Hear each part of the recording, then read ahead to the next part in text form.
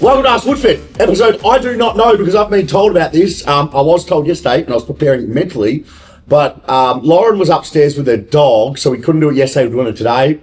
So what episode? Do you even know? No, it doesn't really matter. We have a special guest for us today. It's Tory Taylor from the Chicago Bears in the NFL. Welcome, Tory. Thanks very much for having me, mate. Looking forward to it.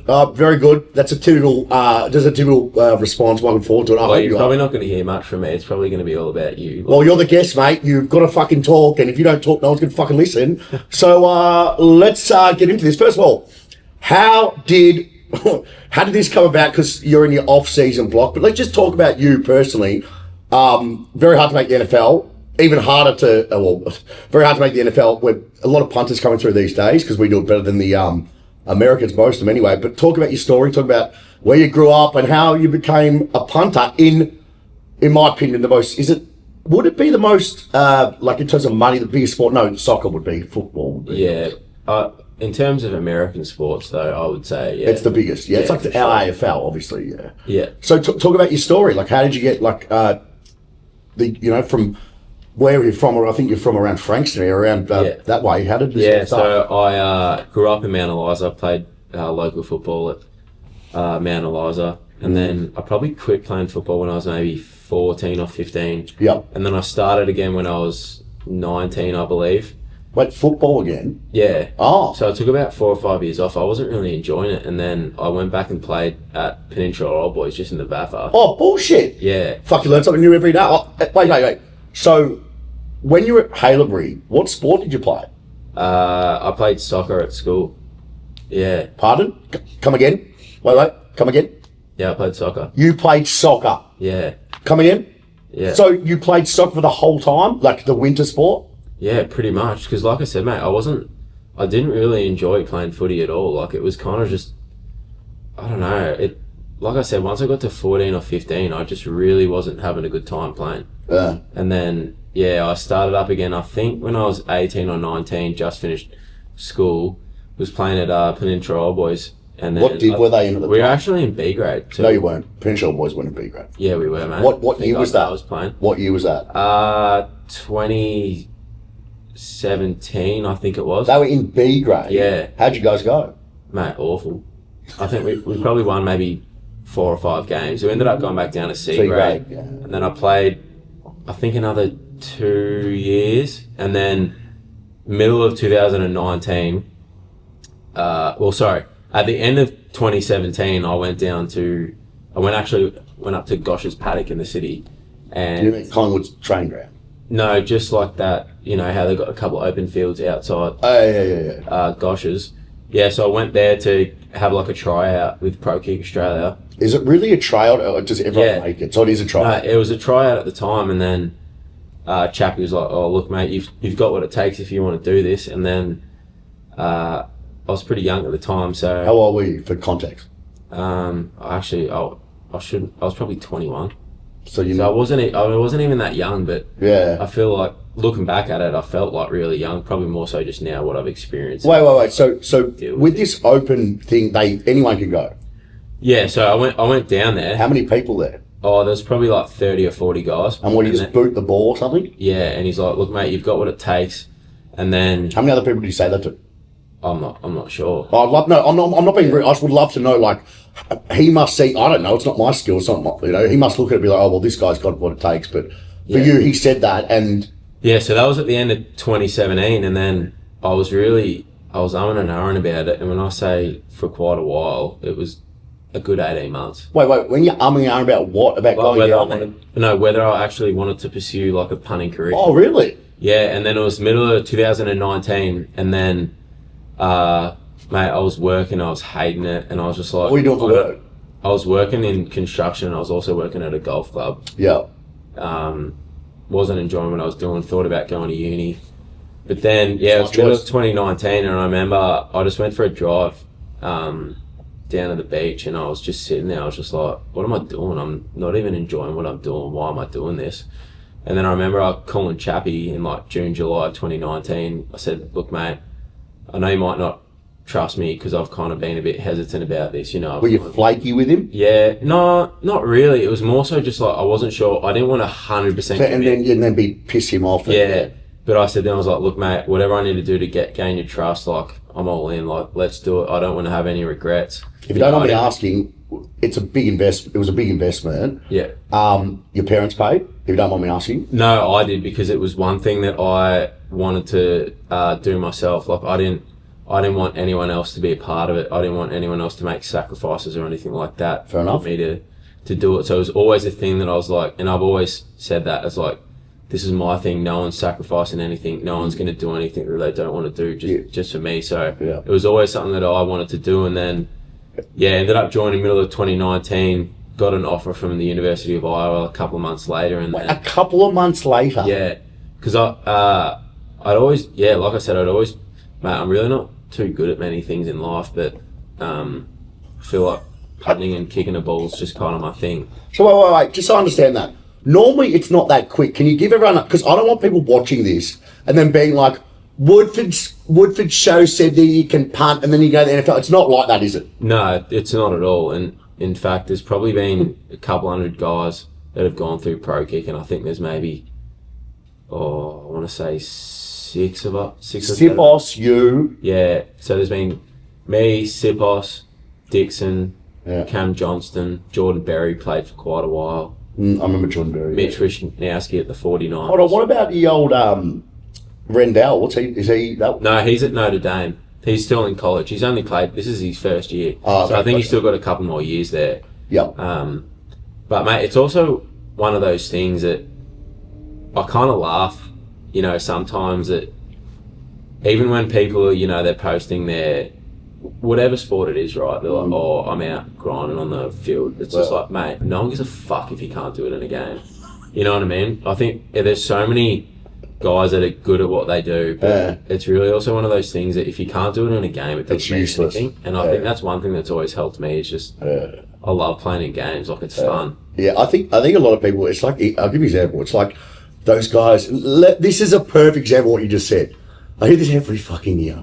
Oh, he's flying on the track in the preseason. Yeah. He's flying. Who gives a fuck, motherfucker? Yeah. It's preseason, stupid fuck. You can fucking dominate. This is another thing. He's dominating all the AFL Cups. Oh, he's dominating preseason. It's like, oh, great. We get to the season, they break down and they play shit. Really good. Yeah. No one gives a fuck if he can't perform. It's funny, I like that. It's funny you say that, though, because I think even with the AFL draft, and this is no knock on... No, please, you can knock everyone you want. Whatsoever. But even, like, recruiters and stuff, they're so obsessed with, like, oh, yeah, he runs a really quick 2K time trial. It's like, yeah, but he can't kick. You know what I mean? Like, he can't... Oh, you think... He can't actually... He's not very good at football. No, you know what's funny about that? You know what they did for a while? They thought... This is a while back. They used to think we can turn athletes into footballers quicker. We can turn football into an athlete. Do you know what you should do? Pick a fucking football to sport. The sport is number one. PhD in sport. I've always said that. So what you're saying, I agree with, because that many people are like, oh, fuck, he's tearing up the track. He's bulked up. What does that mean? Or he's 2K, he's dropped. And by the way, you're not saying that's not a good thing. We know that's a good thing because that shows his level of professionalism and preparation. But like what you said, if he's not good at the foundation, the fundamentals of your sport, whatever it is, even in life, you're not going to be any good. Yeah. So I think people like putting shit up for the validation, all that stuff. I think that's a big one though. I like what you said that, because at the end of the day, man, you get paid to perform. And if you don't, the thing about your sport, which we will talk about later, I don't want to talk about this now, but how there's no guaranteed contracts. I didn't know this, and it's like, we'll talk about that later in terms of the monetary stuff, where it's different in the AFL, but you have to perform, don't you? Yeah, you really do. It's a production-based business. It's not... I think it's probably different to here, where you sign a 2-year contract here, you're probably guaranteed whatever. No, you are guaranteed. You get.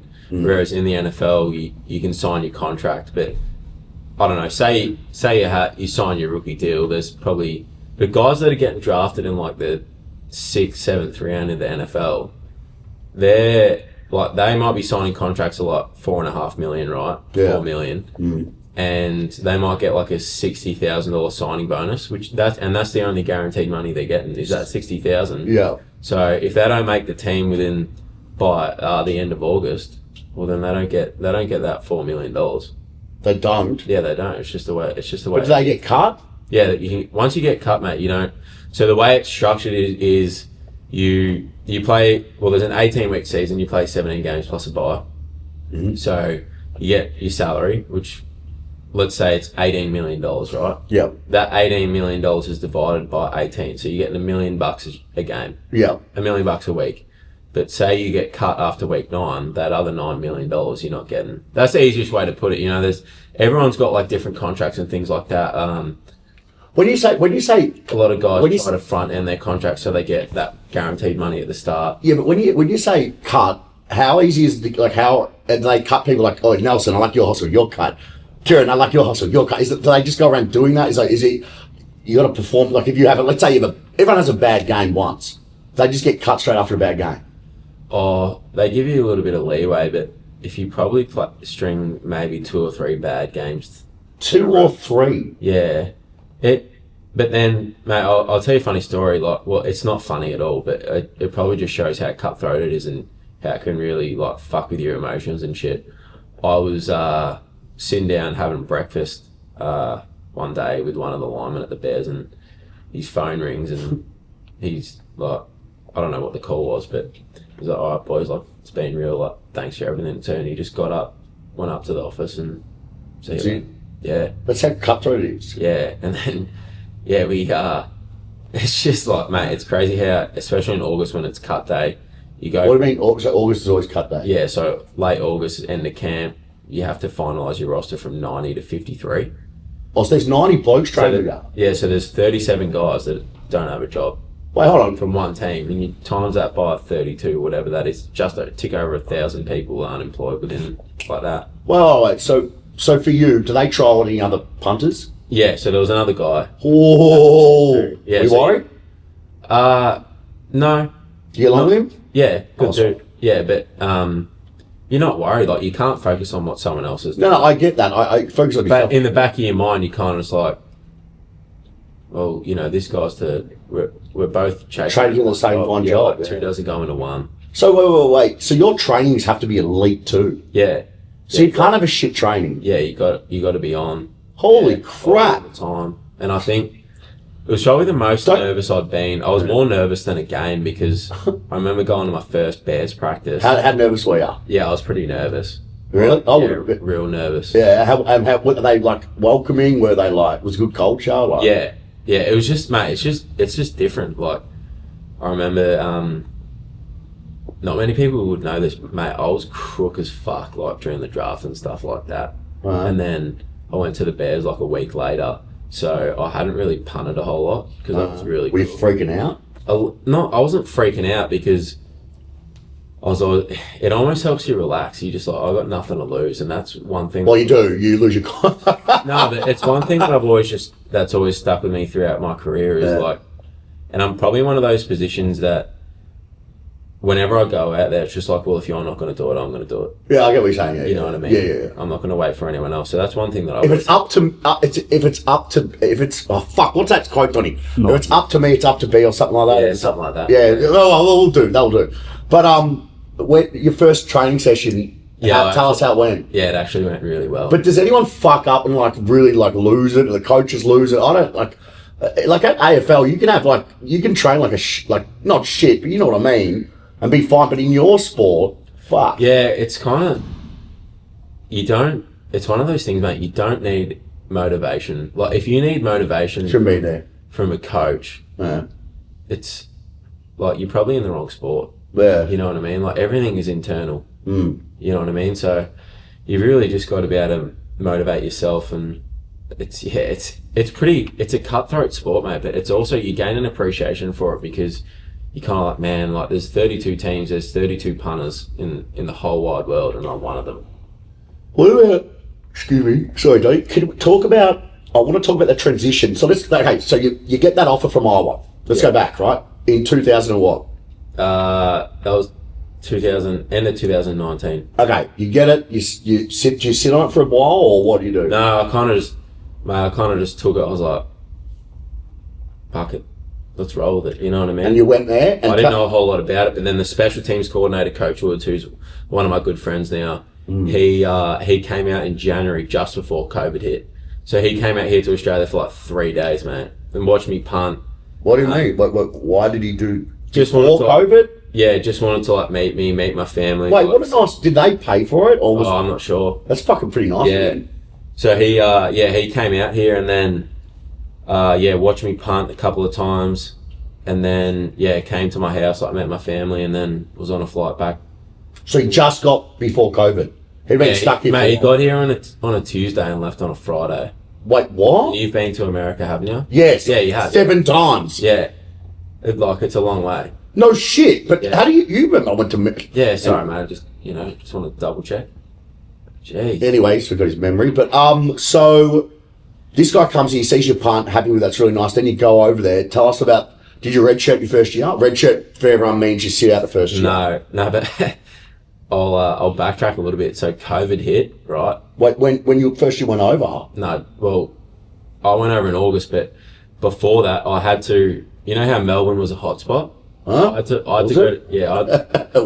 had to go to Sydney, right, to get a visa before I could go. Why didn't you get a visa from fucking here? I couldn't. Why? Because they just weren't allowing them. What? I don't know why. So I had to go to Sydney, quarantine for 2 weeks in a hotel. Hold on, wait. Reverse back. You're telling me they weren't giving any visas. Why didn't you have a visa? Never had one. No, because you got to go to the US consulate to get one. No, but did you not have a visa beforehand? No, because you can't, you need to get it at a specific time. You got to get all the documents compiled from the school and things like that. Oh, no, but you got to get an ESTA as well, don't you? So I went to the US, I went to Sydney, right? Got to Sydney airport. Did you know you were going to have to quarantine? Yeah. Well, I was fine. I was like, whatever. For 2 weeks in a room? Yeah, you can't leave. But I'll get to that. So, rocked up to Sydney airport. We get off the plane and they're checking all your documents. And the chick was like, oh, what are you here for? I was like, oh, we're all... I was with a couple other Aussie boys and we're like, oh, we're all going to the US. We're Who were the other Aussie boys? One of the boys that went to Illinois and another dude that went to Vegas. Oh, what? Yeah. So we get there and showing them all the documents. She's like, nah, this ain't good enough. Like, what? This isn't a valid reason to be here. So I'm like, all right, well, guess we're going back to Melbourne. She's like, yeah, you're going to have to get on the next flight. We'll put you up in a hotel tonight and you'll have to go back to Melbourne tomorrow. I was like, what do you mean it's not a valid enough reason? We're happy to quarantine. And then we sat there for probably an hour and a half. Why? Obviously stressing. Tell her to fuck off. Say, you should say, so give me your manager. Give me your I'll just say, talk to your manager. No, so one of the managers came back or something like that, and she's like, all right, you guys were all good. So we got on the bus, went to the hotel. Mate, when I say you're in a room for 2 weeks. By yourself? You can't leave. By yourself? So I was lucky that one of my good mates, who's one of my best mates now, Charlton, who went to UNLV in Vegas. He was in the room next to me so we could talk to one another on the balcony. It's really, really cool. Yeah, so mate, every morning, mate, it's crazy how you appreciate the little things. We just get up and talk shit for 1 or 2 hours in the morning, sipping on a couple of coffees or... But how bored were you, bro? Yeah, mate, it was actually probably the most mentally tested I've ever been in my life. Yeah, the reason why I know is because my mate, I won't say who he is, plays soccer, but he had to quarantine in China. That'd be awful. Mate, bro, he told me what you said. It was the worst 2 weeks of his life. He said he only got food. He tried to talk to the food people. They wouldn't talk to him. He reckons it was mentally the most draining thing he's ever been through in his life. Yeah. He goes, because you don't know what to do. And you can't leave. And then... So was it starting to get to you? No. Because I was like, fuck, I'm not going to let it. What about your mate? How was your mate? All right. Yeah, he was good. Was there anyone in there you could hear stressing, not really? Nah, it was funny, we were staying in this massive hotel, mate, and then I could see, one of the boys was, staying on the other side, so, we'd kind of, yell to one another all day and shit like that, just for a bit of fun. For the lols. But then, so that all happened. Yeah, got out of the hotel, I think it was on a Tuesday. We all got an Airbnb, got our visas done, left on the... What a head fucking Saturday, got to Iowa. Cold? Warm. August. Mind you, I'll also add that while I was quarantining in Sydney, they cancelled the football season. Ha! So I was like, fuck. I remember ringing my dad. I was like, mate, I'm not going there for school. I'm not doing this shit. Fuck that. What did you say? What did you do? I went there and then when I got there, probably like a couple of weeks in, there was talk that they might bring the season back. Yeah, so we ended up playing the season. It usually starts late August. It ended up starting late October. So hold on, wait, but did you have fans in there or no? No fans. You know what? It was only friends and family, so it was maybe like 200 people. I really like that. So you guys could play sport, yet I couldn't. My business was allowed to be open, but in Melbourne it was the hot spot apparently. But I wasn't allowed to. Like generally speaking, gyms weren't allowed to be open. But I find it funny that you could play sport. I don't know what you guys did for after game, but the AFL boys, and I don't want to get into too far into this stuff because we're going off topic, but. They, dude, I don't know if you know this, they played a full game and then they have to wear a mask when they sing the song. But it's all optics. Did you know that? No, I did not know that. Dude, it's ridiculous. It's ridiculous, correct? And dude, when I saw that, that was it for me. I said, I'm done. So the football season that year, no one cared about it. I don't know for you guys in your comp, but in AFL, really no one gave a shit about it. Yeah. No, so we actually had a pretty good season, I think. We only played 8 games and won 6 out of the 6 out. So it was a shortened season. Yeah, it was shortened season, but then, the next 3 years kind of flew by. Like fans, everything was back to normal. Yeah, it was an absolute. Oh, so it was back to normal. Yeah. Is it a red state or a blue state? As in terms of politics, red. Yeah. Massive, like huge. Yeah. Good. Yeah. No comment.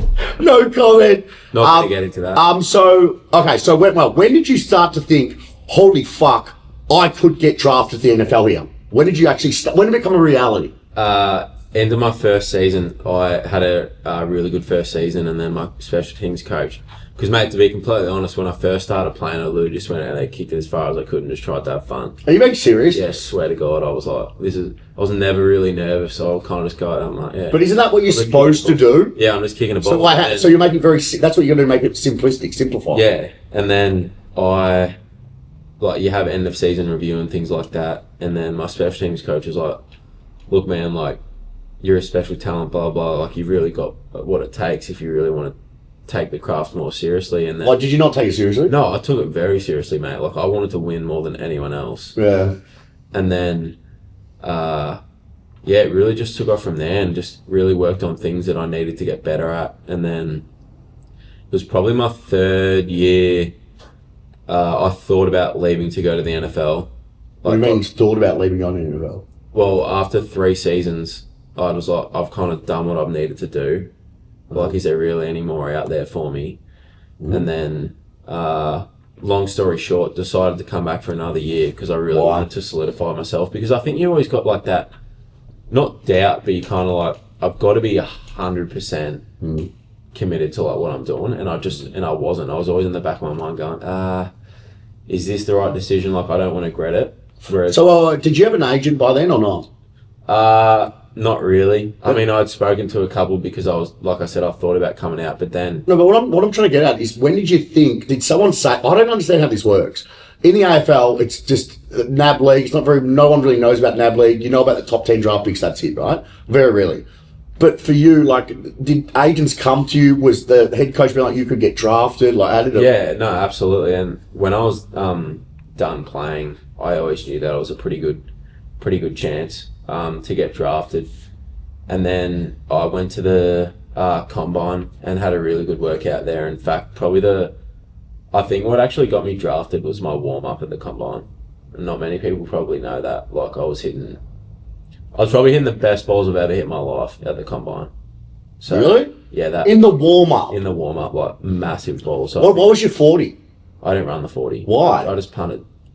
Why wouldn't you run the 40 for general athleticism to see what you... Do they not want the punters to run that? No, it's all about producing results from a punting point of view. No one gives a fuck how fast you are. Yeah, I get... Do they test you on catching at least or no? No. Well, you have to catch the ball. Yeah, but you got to have like clean hands and things like that. They look at that. How many people fuck up the catch? Oh, not many. Like, you got to think about it. There's 32 of the best out there every week, so they're pretty good at what they do. But so I'd say once I went to the combine. Wait. So all the combine, just so I understand this, do they take height and weight? Yeah, all those skin folds. Yeah, all that stuff. Oh, so they do the anthropometrics. Yeah, they do all that stuff. Donnie's saying closer. Sorry, okay. I normally yell, Donnie. You try and get it down anyway. Yeah, so they do anthropometrics. Love you, Donnie. But They just punted. You just punted. Yeah. Will there be any footage that Donny can put up of you punting in the warm-up that they got or no? No. Well, what? That's you can't just say that and then fucking not be able to prove it. Like, I back things up. I prove it. Donny, prove it. Can we see any vision of you punting at the thing or not?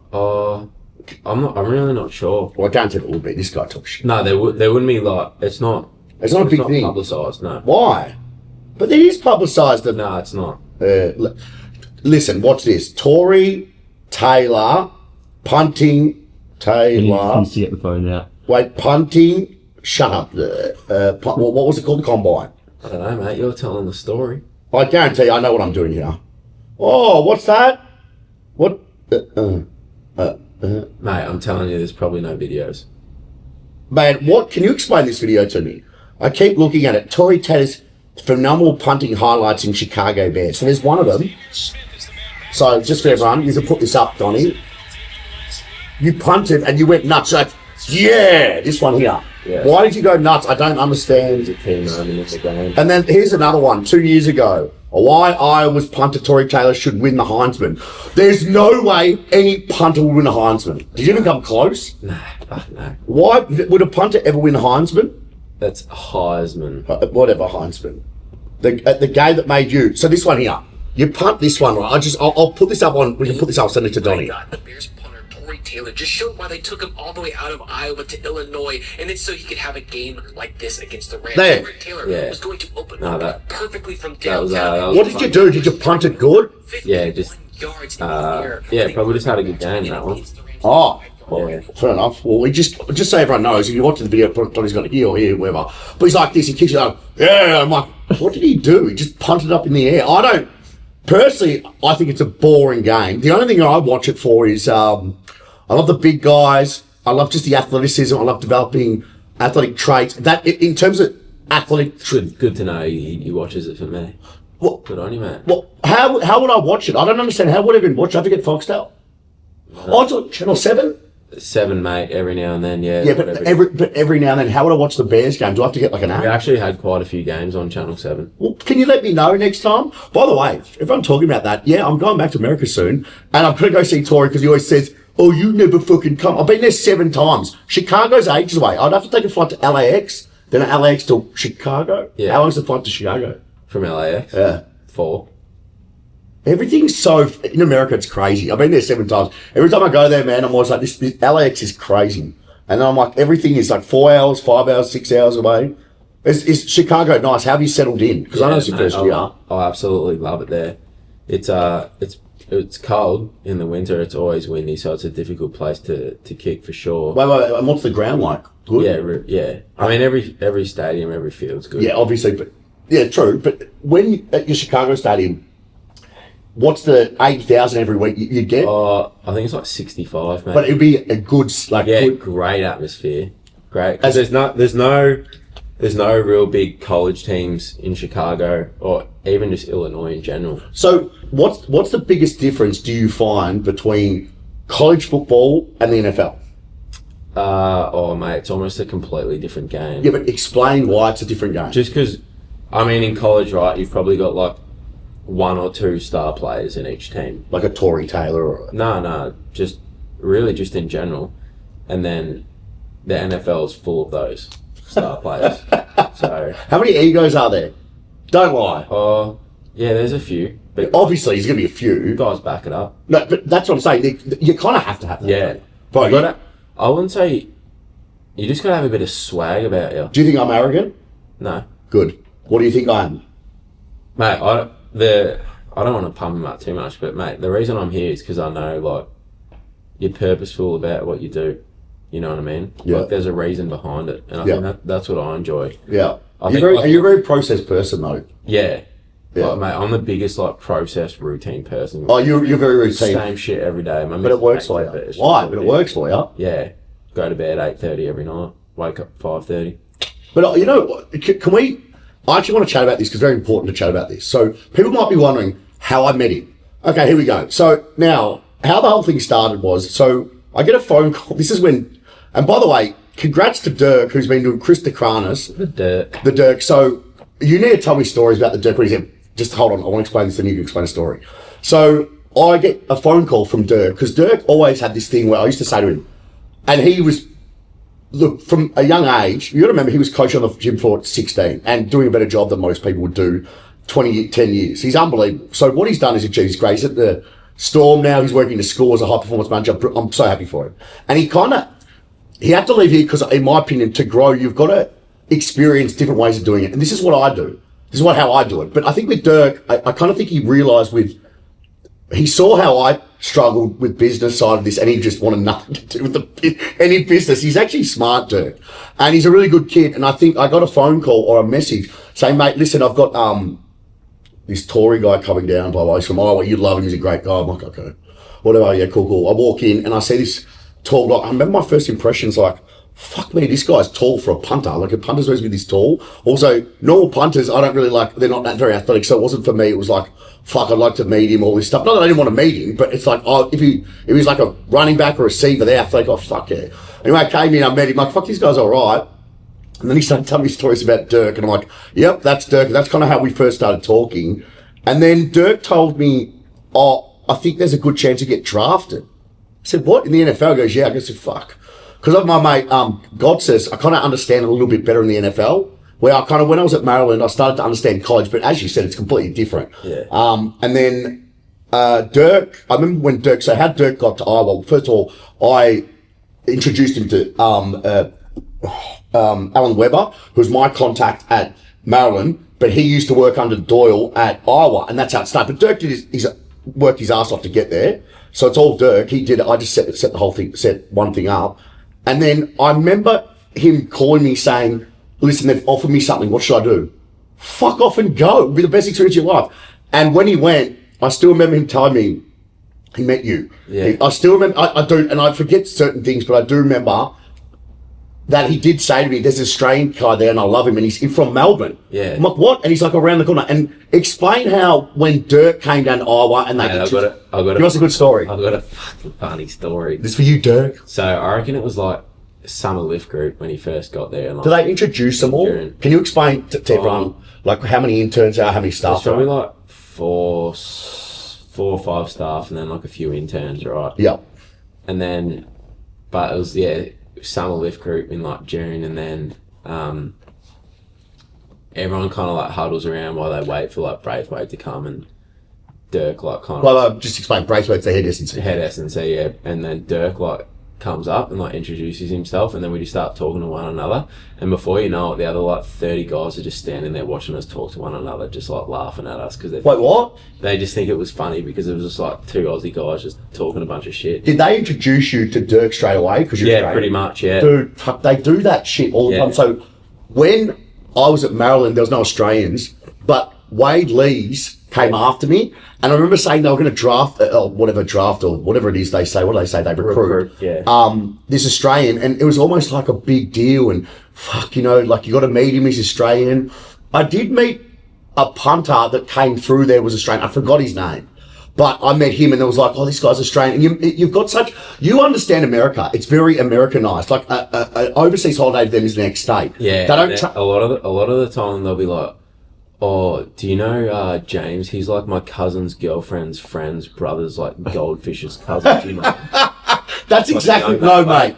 I don't know the other 22 million people in Australia. I think what it is they just, because they don't travel a lot, all of them, and as I told you, international trip is the next state. It's very weird. They only, when you're there, so in Australia you hear about world issues, you hear about other countries. In America, nothing else. Only America. I've actually figured out why, and it's because they have everything there. What? Like in America, you've got everything you need. Yeah. You know what I mean? Like, whereas a lot of Australians go to America, they want to see the sport, they want to see all the attractions and things like that. Yeah. Whereas, like, why would an American really want to like make the big journey out to Australia? Well, it's a big journey. Yeah. So there is a lot to see. Yeah, massive. Yeah, 100%. Talk to us more about your friendship with Dirk. So did you guys come, because you guys were both from Melbourne, Australia? Was that like cool for you because you're a big name there at that stage because you're third year in or fourth? I would have been third year in. So you're punting quite well by then. Yeah. Was it cool to have someone like that? I'm being serious. Yeah, it was. It was actually cool. Just And it's one of those things, it's one of those underrated things. Like, even the best moments are on game day is like when I'm seeing another Aussie. You know what I mean? Even like when, I remember we played the Seahawks this year, and even just talking to Michael Dixon, who's one of the best guys in the league, just talking to him for like 20 minutes, like pre-game. It's literally like the best part of like the season almost. So yeah, seeing another Aussie like Dirk was kind of just refreshing. But also, you know it's Dirk as well. Yeah, and you can kind of just talk shit. And, you know, we talk about shit about like little American shit and things like that. So the sweet Dirk. So what did he say about Woodford and me? Be serious. And Dirk, I'm going to find... To be completely honest, I don't think we spoke about it a whole lot. I asked him, I was like, oh, what'd you do? He's like, oh, I worked down at Woodford. I was like, oh, I know. And I think I was like, isn't that crazy dude with the tats?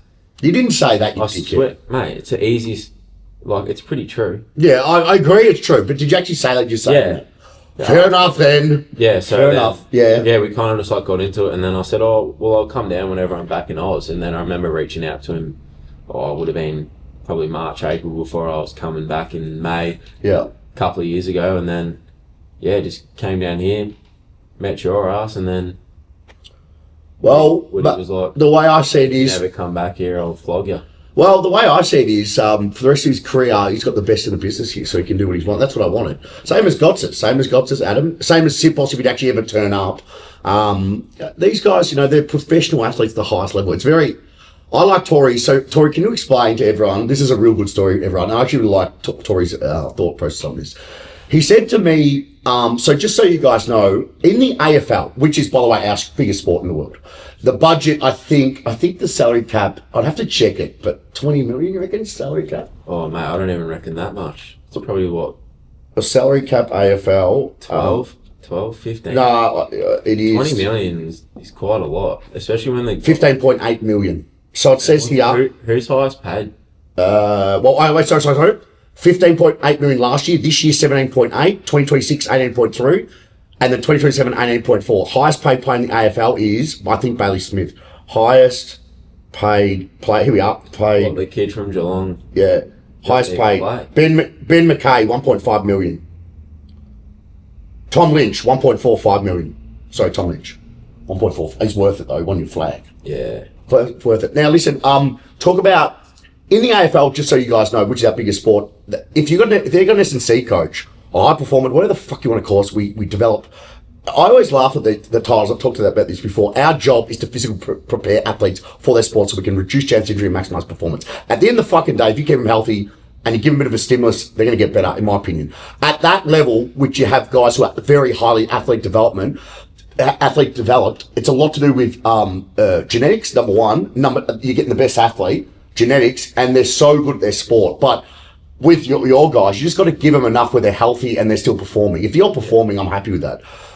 With AFL, they can't go see anyone else in season. Off season's fine. Mate, I think that's... Can you explain to everyone what you guys... Just explain to them that. Yeah. People would know this, man. I think that it's so arrogant and egotistic of performance. Yeah. Coaches here in Australia, because you're basically preventing someone from maximising their full potential. I agree. I really just think that's what life's about. And it actually has, it really has, I don't think it has anything to do with like the whole sports science, all the fatigue, all that bullshit. It's just like... That's what I say, load you're so fucking arrogant that you won't let, like you want, when someone does well, you want to take all the glory and all the honour. Yeah. Whereas when he's not performing... Yeah. You can actually help him by, like, I think I said to you the other day, what was that kid from the Saints, Max King? Oh, Maxie King, They wouldn't let him go and see Lloydie. Like one of the best kicks of your time, yeah. It's like, would that happen in the NFL? Mate, you can, like, guys would spend, I mean, I'd probably spend about $1,000 a week on... So what do you spend $1,000 on your body? Oh, just like... So you got a mobility coach? A punting coach? And then, not necessarily punting... but then, like, I'll go get like physical therapy and shit like that. So this is just so everyone knows, this is external to the club. Yeah, this is outside. And you pay your own money. Yeah, bro. This is what I mean, though. They do. So, example, what they'll say the AFL boys is. So, I'll just give you a perfect example. So, if you're an AFL athlete and you've got a 5-year deal, you're 5 years, right? I'm not going to. I'll just give you an example of one athlete. I'm not going to say who it is. I should have said 5 years, but anyway, this individual keeps injuring himself, right? And he reached out to me, right? He asked the club shut him down, right? Straight up. This is what I'm saying. The club, if you've only got 3 coaches and you've done the same thing over and over again, you get the same result. It's insanity, right? He went You know out. what it is though? I actually think the AFL is a lot about who you know. So these guys that are actually in these high performance. Yeah, but that is a lot to do in every job, though. It's who you know. No, but I actually don't think they're very well educated, and I don't really know much about it. But they're just so fucking arrogant. Yeah, because what it is just so you know, think about this: it's all supply and demand. The supply is minimal, and the demand for these jobs is fucking high. So do you know what happens? They get a job and they go all high and mighty. I work with this athlete. It's like chasing the tracksuit. I wear this logo. I'm better than you.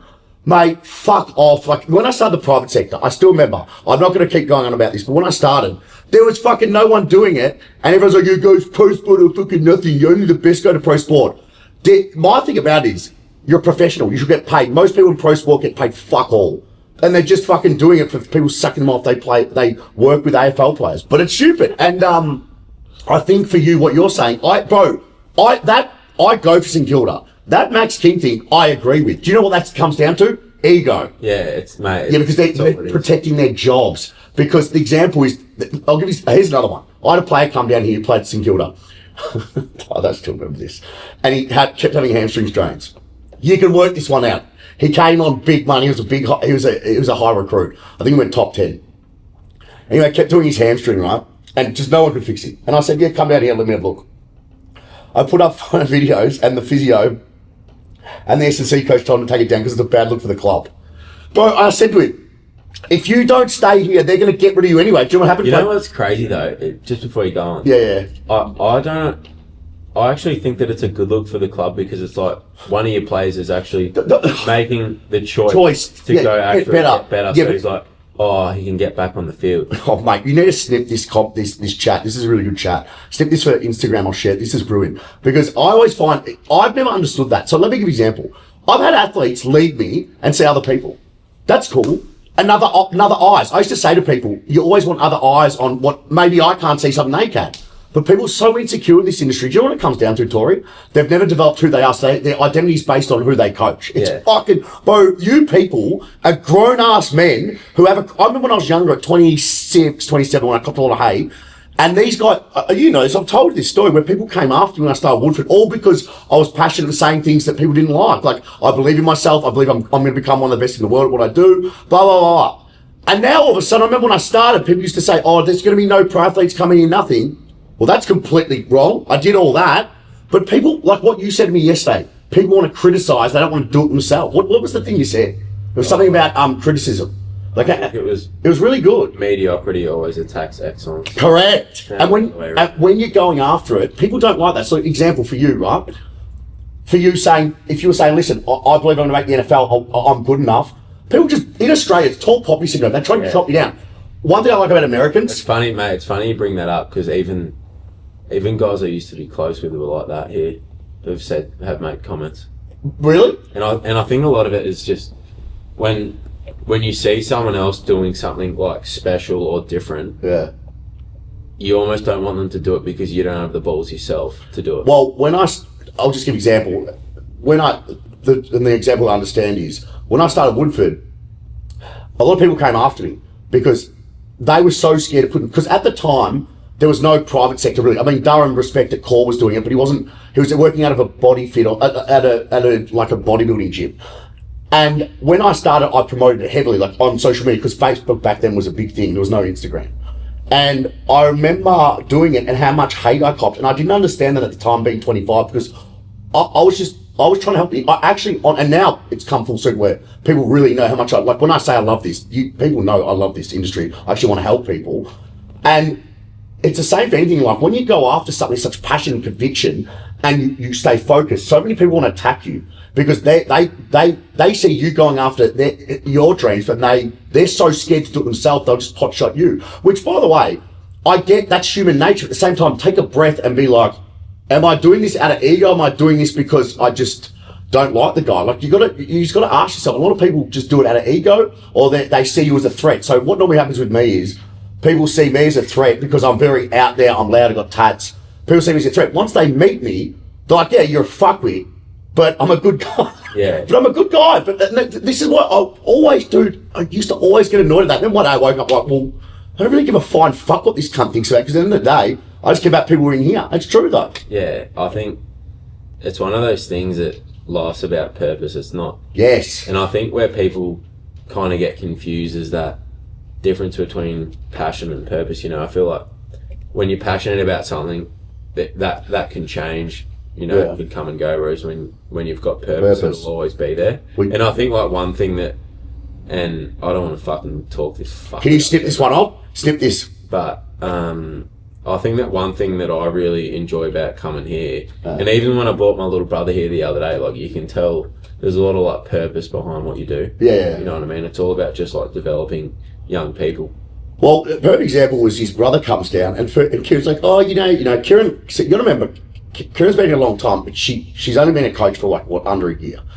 What people don't get is, what I care about is you're at that level where you know what you need to do. Yeah. Your brother is 13 years old. I want to give him an experience. He knows nothing. Mate, he fucking loved it. Like, he wouldn't stop talking about it. Yeah, that's makes sense. He had the biggest smile on his face. But that's all but mate, I don't know. Well, I said to him, actually, I call him Asher because of my favourite TV show. And I don't know, he loved it, but his brother's actually, Tory's really close with all his brothers, but you're very close with Asher, right? Yeah. And I think he's very protective. I can imagine how protective you are of him. Yeah. Like, I can see how you are, but like, to bring him down here, I see how much he trusts me.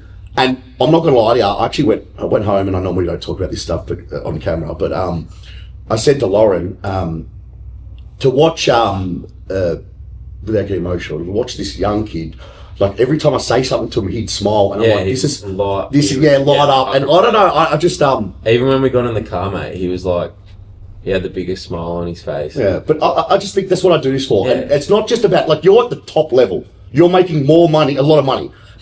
I get that. But this kid, I got more out of, and I'm not saying anything about, you know, I love you, but your brother, I don't know how much you care about your brother. To watch your brother, I'll give you an example. He does the road and we're getting around, you know, the right end. We do metabolic finish like 50 reps. And he loves it, and he's afterwards. And you could just see his face. I go, mate, fucking good. He's a high five and he smiled. And you know, he's a young kid. Make him feel good about himself. Because at the end of the day, the way I said for your brother, I want to set him in good stead. Like, obviously, if he wants to follow you, I think that's great. But he'll find his own path. Yeah. Whatever he wants to do, I know you're going to support him, and I know your parents will. And I think that a really important thing for me is when I have the young kids, I want to make them feel like they want to belong here. Because, mate, at the end of the day, mate, he's 20 fucking whatever. He's fine. His brother comes down here first. Imagine coming down here with my personality, and people always get me wrong. Always make, apart from Kieran. I mean, I feel bad for Kieran sometimes because she cops the brunt of it, but she's used to it. But you see a young kid like that, and I saw him walk in, I'm like, mate, I dabbed him up, and he's just, you can see how much he loves Tory. He just looks up to you, mate. Like, it must be a cool thing. Like, I don't have had a brother, I only had a sister, left wing. But anyway, that's not. But anyway, but it must be cool, bro, to have your 13-year-old brother. He just loves you, bro. Oh, absolutely. But he looks. I think it's always just refreshing as well. You kind of. Are you even just like looking through his lens and how he sees things. Yeah. You protect him on my protective area. Yeah. I could see, like, he just sees how he is, like, but he's a good kid. Like, please, bro, please, thank you. Look, great, man. My parents are always big on that though because they're free. Great, but he shook my hand in so 13-year-olds, you know what they're like these days, don't do anything. He came up to me, he shook my hand. I said, mate, you're good. He was wearing the same kid as Tory's brother. I don't know, man, it got me emotional because I'm at that age now where I'm thinking about kids. And I don't know, I just got emotional. It was really cool. I told you that, didn't I? Yeah. I really enjoyed it. Then I've been saying to him, where's Asher? And he's like, oh, well, we're supposed to do the podcast. I said, bring him next week. So I want to, you know, he's one of those kids that I just reckon he boxes. I love that too. I told Leon. Yeah. Leon wants to meet him because Leon's a high-level boxer, a national level boxer. So it's really cool. So, I mean, from my point of view, I really appreciate, you know, for the rest of your career, I know you always come back in the off-season. We've got a really good relationship. And this is another thing, coaching about relationships. I do really respect you. You work at you're getting to the point now in your career where you understand what you need to get your body right. For you want a longevity, make as much money as you can, and then with your missus, do what you want. Yeah. And in all honesty, that's what you should do. You should never have to work again. That should be the goal. Yeah. When I say that, you still want to you've got enough money to do whatever you really want. Once, hopefully, which you will have a long career. But what's the next steps for you? Like, where I know you want to play football, but have you started thinking maybe what I want to do after football? Do you want to go? I don't know. Like, you tell the audience, what do you want to really do? Have you thought about it? Like, what are you passionate about other than football? Mate, I think I want to be like some sort of like, I don't know if life coach is the right word. Yeah. But there's a lot of things that I've learned along the way, but I've never really just been able to convey them to people. And I think I feel like I can see myself really being able to help, especially kids when they finish school. You know what I mean? Like the 18 to 19-year-old range, and they're not necessarily sure what they want to do. Yeah. And I think a lot of the time, school's great, but it's really just about how well you comprehend information. Well, it's regurgitating information. Yeah. Yes. And you never really taught a good life skills, like even just basic communication skills. Communication. The communication skills, like you meet, and my granddad, he was a very successful civil engineer, and he always said, he's like, I'd hire someone based on their communication skills. He's like, I don't give a fuck how smart they are. Yeah, because you can teach them. You know what I mean? Yeah. He's like, you got so many all these people like doctors and all that. It's like, yeah, they're really smart, but they don't even know how to talk to someone. Well, that's a huge issue in society. But I agree. I mean, it's like a robot. I think for you, yeah, maybe that would be your next thing going into that. But I think you'd be good, especially because you got your brother, because you learn to communicate with all different types of people, all different walks of life. And if you can do that, you're worth your weight in gold. I know Kieran was working with Scotty. Shout out to Scotty, who's actually working with Collingwood. I want you to meet him. Kieran's meeting up with him Monday, but he was doing that stuff. Yeah. And bro, it's awesome because you know how many lives you could change. Yeah. I personally think you should work with as well disadvantaged youth, because I know there's they asked me to do a talk once, and it was really, I was going to do it. I can't remember why I didn't do it, but it was a while back. But that's an area that, you know, there's funding involved in that for the government. So, you know, someone like you who has played, they'll respect you, who played sport at the highest level. These kids need help, man. They do. Yeah, so I think, I don't know how to say this in the right way, but there's a balance between like empowering people, but also giving them the understanding that like you've actually fucking got to work and like go through difficult shit, and kind of like sulking and like trying to make people feel sorry for you. Like no one actually gives a fuck. You know what I mean? Like as bad as that sounds, you can walk around life going, I don't want to do this, I don't want to do that. Like everyone feels sorry for me because I'm going through something. Yeah, it's like move on. Like move forward. I promise you, like I don't mean this in a bad way. Yeah. But for the most part, everyone's here for themselves in life. Like I don't always. So like, you can't. I don't mean it in a bad, negative way. I'm just saying like walking around like bitching about shit. It's not going to help. Yeah. No one actually gives a fuck about you. Yeah. Like you got to move forward. Yeah, you got to move on. Like you got to just keep pushing. Daily incremental gains. 1%ers. Let me just finish off with a quote which I really like about what you were saying. If you don't go through hell to create success, you find that the hell creates itself later. So what it's saying is, I always say to people, I'm an overnight success, and it's only taken me 18 years, 9 years. Success, if a success is quick, it's never going to last, in my opinion. That's why what you're saying is, you have to go. Look what I've gone through. Look what you've obviously gone through a fair bit to learn. For me, the best coaches, the best people, the people who've gone through it. We talked about this yesterday, Donny. You got to go through it. That's, mate. You learn nothing from getting handed shit out. I don't want anything handed out. I want to work for it. I think it's also one of those things, and I can't remember the exact saying, but I'm probably paraphrasing here. But if you want revenge or you're angry about something, start with the version of yourself and not living up to your full potential. Ooh! I just think that's so fucking true. good. It's like everyone wants to point the finger. No one wants to put in the work and take but it's accountability. just like, well, if you're angry, why don't you start with yourself? That's pretty fucking good, actually. Notice how every time we get like the NFL boys on, they give good life advice. Because Gotzi came on, shout out to Adam Gotsis. He was brilliant with his quotes. Now Tory, I think because you guys have I personally think in America, there's so much homeless there. You guys see it. I think you guys realise, for you as well, because you're coming from so far away, you probably realised like how it's called gratitude. You've got a lot of gratitude. You even said that before. Like you're grateful, man. You're kicking a ball. Yeah. You know what I mean? Like what you're saying. I'm handsomely compensated to take 2 steps. The way he says it is actually funny just because it had the words. Listen, we're going to wrap this up, but I want to say, Tory. No, I appreciate it. You're an absolute jerkbag 99% of the time, but the 1%, you're a really good bloke. I got a lot of. It's all about the 1%ers, mate. Well, fuck me. This has been Ask Woodford. Let me say thank you for coming. Thank you for investing in yourself and Woodford. I do appreciate it, mate. Yeah, of course. You're a fucking legend, mate. And your brother. Best in the business. Hey, I got a lot of time for your brother now. Like he's, I don't know, for some reason, for fucking some reason, I can't stop thinking about him smiling. And do you know what I've realised is because when I started my career, I want to help people. And this is your brother. Every time I see, it's almost like I want to hug him. I'm like, and for me, you know what I'm like. I touch everyone. So not in a weird way, just me. You know that. Oh, okay. I'm not saying that, but I want to hug him. He's a good kid, man. And I can see how much you care about that kid. Like for me, it was like a wholesome moment. It's almost like, just to watch that love, that bond. It's an important bond, mate. It made me feel good. And I was helping your brother. And I know how much you love your brother, and I love it. So thank you for coming in. Thank you for supporting Woodford. Thank you for being Ask Woodford. Donnie, thank you as always. Watch Tory, guys. Chicago Bears. When do you start the season so everyone knows can watch you? September. When can, if they want to message you and say something nice or just reach out to you, what's your Instagram? I think it still might be Tory Taylor. Can you put it like a couple, all right? Tory Taylor 9. Anything you want to say? Anyone out there as well? I know you don't like this, but I'm going to say this anyway. Anyone out there in Australia want to sponsor him or think about it? Do you have a manager they can contact? Oh yeah, my agent's Bruce Tollner. But over in America. Yeah, but they can email. So, mate, Jesus Christ, these guys. Yeah. All right, listen. If you're serious about something, just reach out to me on Instagram. Yeah, and then you can give it. Yeah. Cool. But that's important. Like another thing, by the way, I've said this about Gotts, I've said this about him. You know, I think the media, and I know media in Australia, so I get it. But I think we could give them a bit more. This is just my opinion. Maybe a bit more media. That's my opinion anyway. I think a little bit more. We give them nothing, and you've done really well, man. So you should be proud of it. But you've got a whole career to go. I mean, Gotts has been in the league 14 years. If you're doing 14 years, that's a fucking good career. Yeah, you're going to be pretty well off, I think.